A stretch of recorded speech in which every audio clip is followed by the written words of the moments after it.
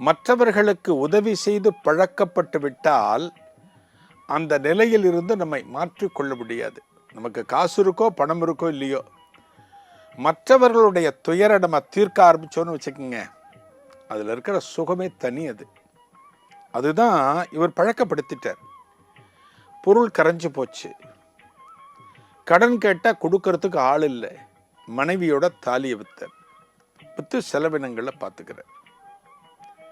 இப்படி இருக்கிறப்ப ஒரு நாளைக்கு வலி அவஸ்தை இருந்துகிட்டே இருக்கு, உடம்பு வலி, அயற்சி, இதெல்லாம் இருந்துக்கிட்டே இருக்கு. இவர் எதையும் பண்ண விடாமல் தடுக்குது. அப்போ என்ன நடக்குது அப்படின்னா, ஒரு நாள் ராத்திரி இவர் தூங்குறப்ப இவருடைய கனவுல ஒரு இளைஞன் வருகிறான். ஒரு இளைஞன், அவன் ஏதோ ஒரு தைலத்தை வச்சிருக்கான்.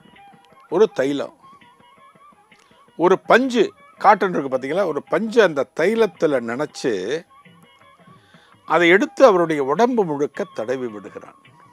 கை, காலு, முதுகு, எங்கெங்க வலி இருக்கோ எல்லா இடத்துலையும் தடவி விடுகிறான். இது கனவுல. இந்த கனவுல இப்படி வந்த உடனே அந்த தடவி விடுகிற போது ஒரு சுகம், வலி குறைவதாக உணர்கிறார்.